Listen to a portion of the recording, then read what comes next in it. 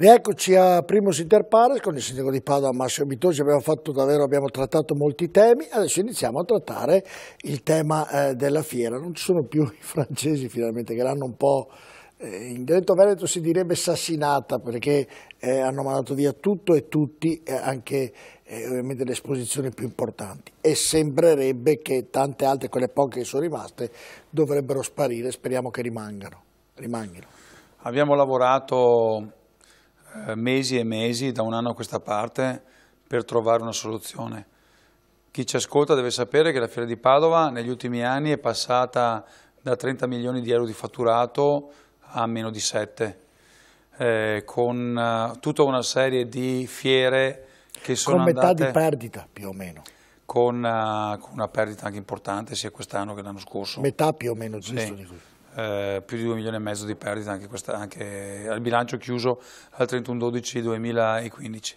Però quello che è brutto, e devo dirlo, ed è per questo che abbiamo dato il via a una commissione interna comunale, abbiamo visto scappare negli anni passati delle fiere da Padova, l'Expo Bike, dove c'è un contenzioso pesante. Sembra che vadano via anche le automobili d'epoca. Ma quello posso confermare che non è così. Meglio. Posso confermare per certo che non è così, perché ovviamente rimarrà a Padova come grandissima manifestazione. Anche perché arrivano molti personaggi importanti in quella manifestazione. Abbiamo lavorato un anno importante, un anno per arrivare a una soluzione, per far capire a GL che il tempo era finito e che non si poteva più aspettare. Il Comune di Padova ha investito 4 milioni e mezzo per mettere a posto i tetti dei padiglioni delle fiere, e andate a vedere che lavoro che abbiamo fatto per far capire che noi siamo pronti a investire. Nascerà il centro congressi, sono già partiti i lavori del centro congressi, bisognava chiudere l'ultima partita, che era quella del gruppo GL dei francesi, che hanno deciso finalmente, dopo mesi di trattative, su una soluzione che avevamo scritto noi, diciamo io personalmente, che era quello dell'affitto di ramo d'azienda.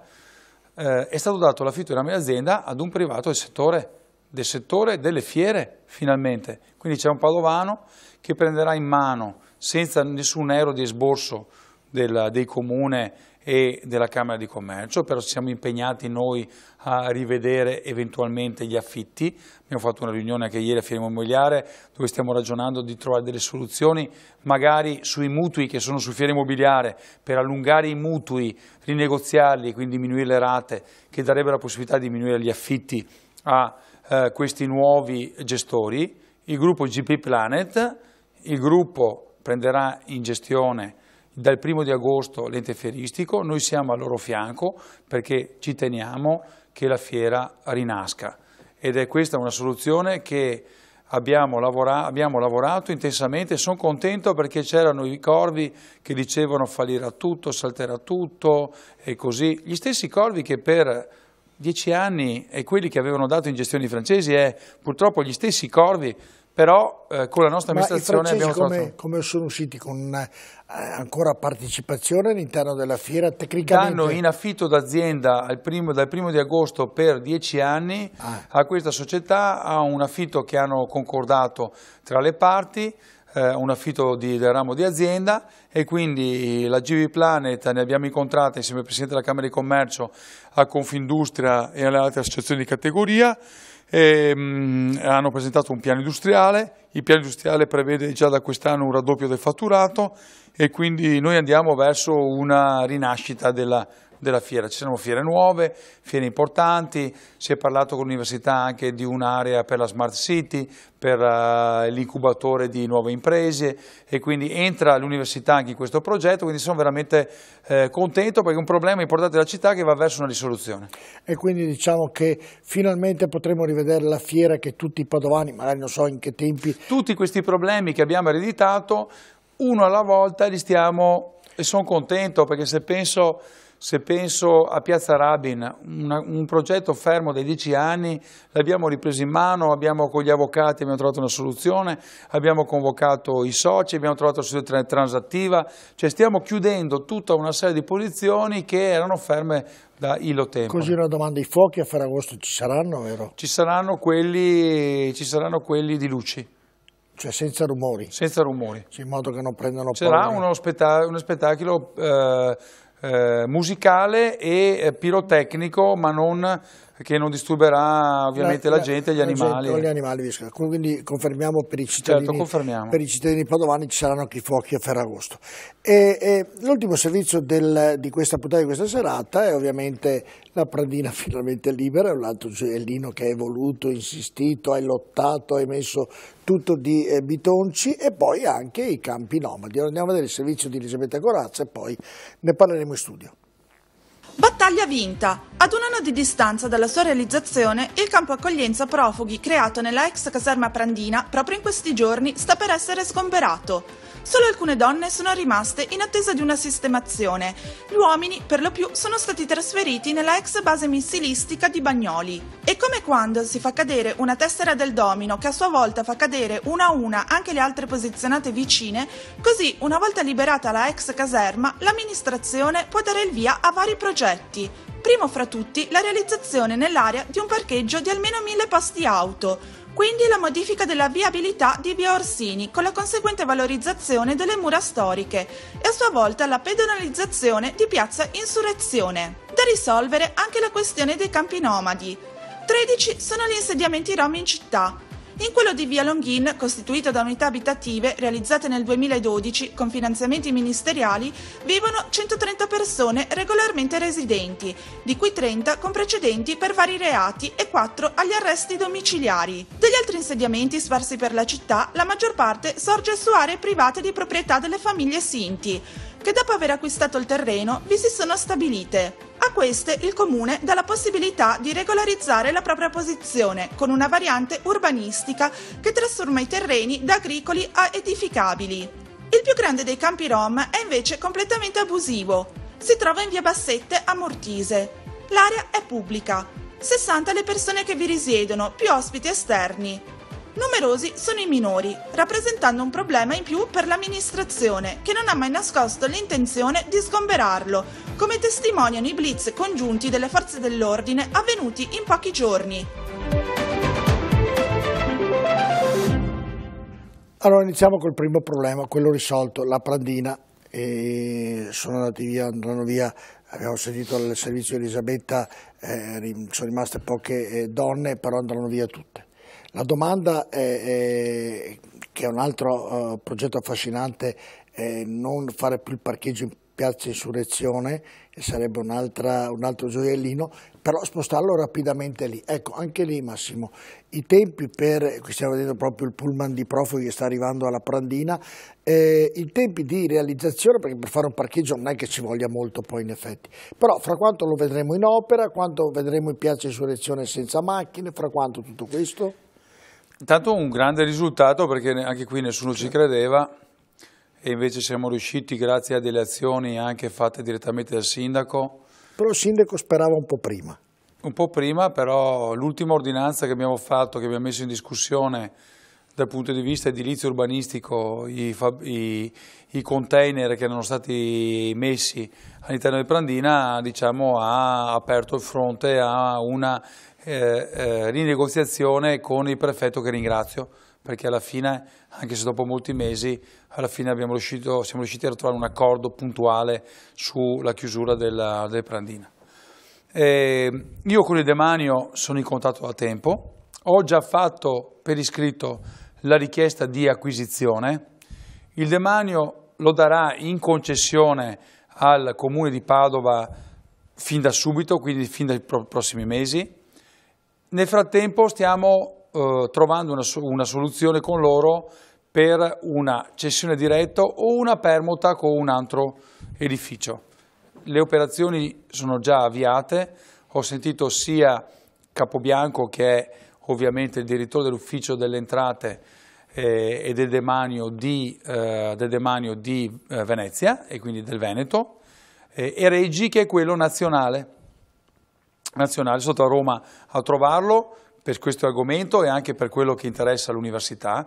Tornerò a parlargli della questione dell'università, a cui tiene molto il rettore, che è quello della caserma Piave, dove anche là si vuole portare avanti un progetto di spostamento degli istituti universitari all'interno, tema su cui do pieno appoggio al Rettore, quindi io direttamente andrò a parlare perché ci vuole un intervento dell'amministrazione comunale. Questo fa capire quanta sintonia e lavoro stiamo facendo assieme con il nuovo Rettore Rizzuto.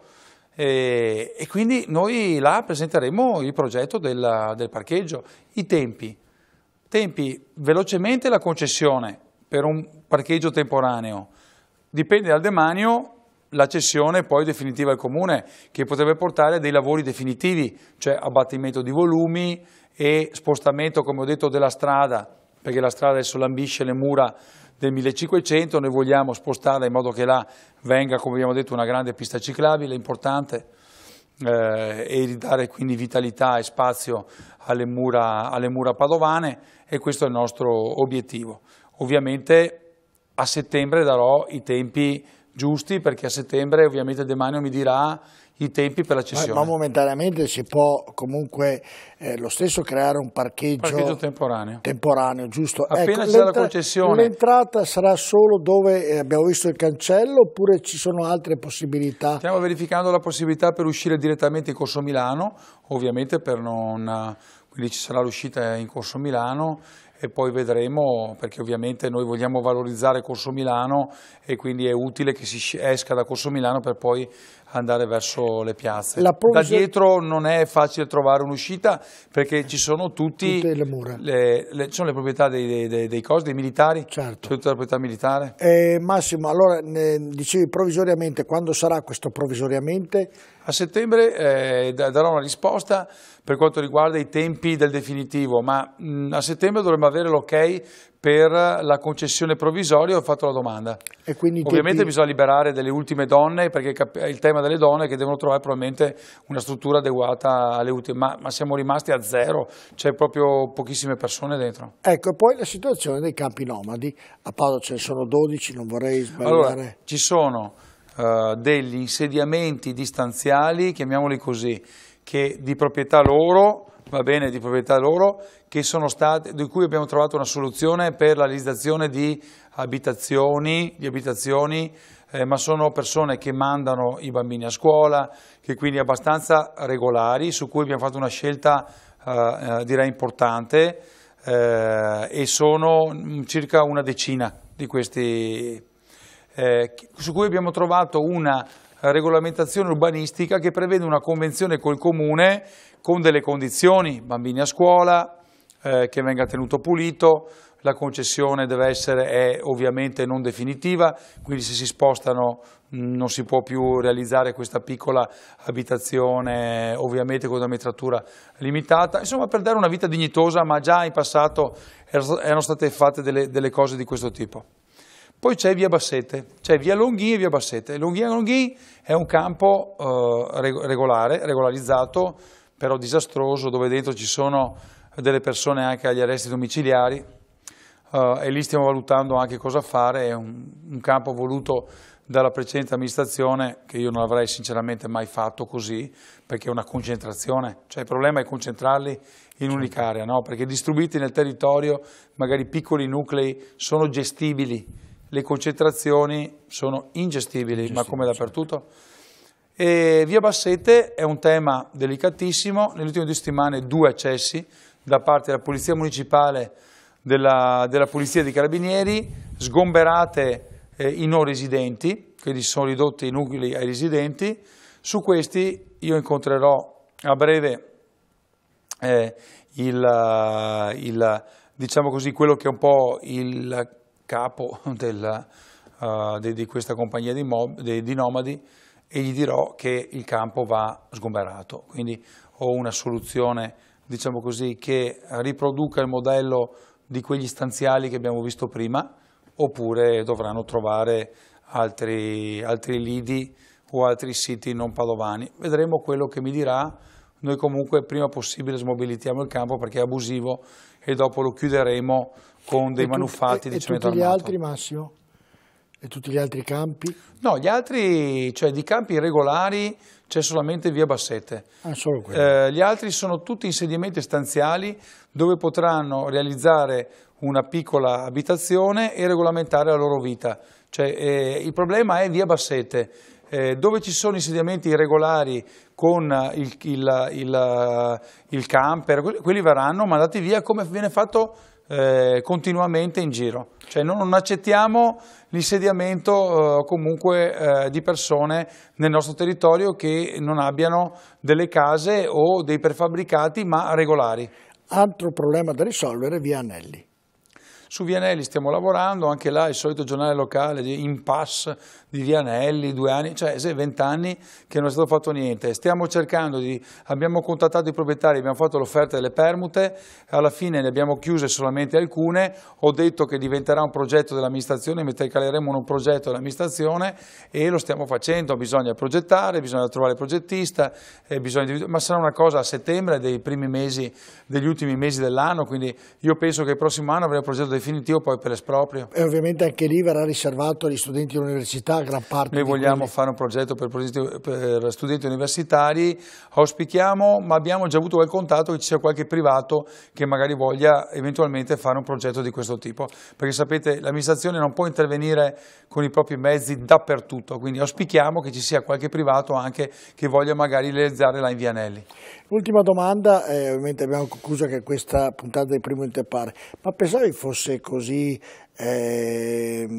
polemica ogni tua iniziativa da parte dell'opposizione, cioè non ti fanno fare nulla e subito sono pronti per qualsiasi cosa, guarda per esempio non abbiamo parlato gli alberi in via 20 settembre dove anche lì ne è nata una discussione che poi tanto grandi non erano quegli alberi perché vengono ricantati. Esatto, però ma avevi questa percezione nel diventare sindaco di Padova che avevi una posizione così ferrea, ferma su qualsiasi tua decisione? Questa è una grande città, cioè 210.000 abitanti, però chi ci ascolta sa benissimo che il Giro di Padova con i comuni della cintura è di 450.000 abitanti, quindi questa è una grandissima, grande città. Una città universitaria, 65.000 studenti, una città che ha lo IOV, l'Istituto Oncologico Veneto, quindi un IRCS che altre città non hanno, ha l'azienda che altre città non hanno, cioè non è che Treviso o Vicenza ha l'azienda c'è a Padova e c'è a Verona, l'azienda universitaria c'è l'ULS, c'è l'unità sanitaria locale che adesso è di riferimento di tutta quanta la provincia, c'è la zona industriale più importante d'Italia, ci sono grandi realtà, quindi non è una città come le altre, c'è una certa complessità. Quindi te l'aspettavi? Mi aspettavo tranquillamente, io dico all'opposizione un po' come si fa dopo, diciamo, dopo 1 anno o 2 di lutto, bisogna chiudere questo lutto e diventare un po' positivi. Tutti ti dicono, ha fatto il sindaco di Cittadella, Cittadella aveva 18.000 abitanti, 19.000, è diverso farlo a Cittadella che farlo a Padova. Io ti faccio una domanda diversa. Allora Brugnaro, ti faccio una domanda... Brugnaro che non ha mai fatto il sindaco in vita sua è diventato sindaco di Venezia.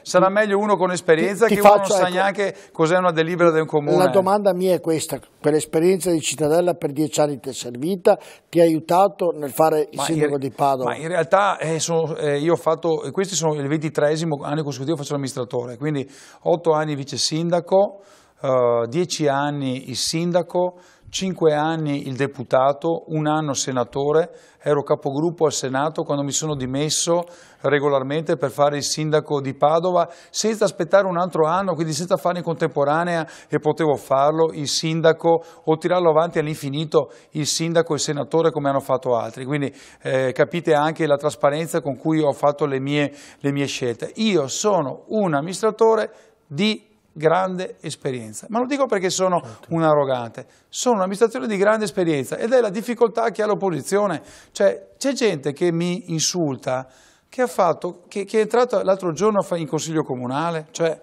io ho fatto l'amministratore gestendo i comuni con ottimi risultati, le amministrazioni con ottimi risultati e anche in Parlamento penso di aver lavorato molto bene sia in maggioranza che in opposizione. Ero capogruppo della Commissione Bilancio quando avevamo in mano il bilancio noi, quando facevamo la legge finanziaria. Non è che non conosca, sono peraltro anche professionista, cioè a capo di questa città c'è una persona che sa quello che deve fare e quindi io chiedo alle opposizioni di fare delle critiche costruttive, cioè di dire io accetto che dicano no plebiscito, sì uganeo, questa è una critica che accetto, Ma non accetto le offese personali continue, il fatto di voler tirare all'infinito con migliaia di emendamenti il Consiglio Comunale, fotocopia, cambiando solamente una lettera, quella è un tipo di opposizione, oppure voler criticare il sindaco per il fatto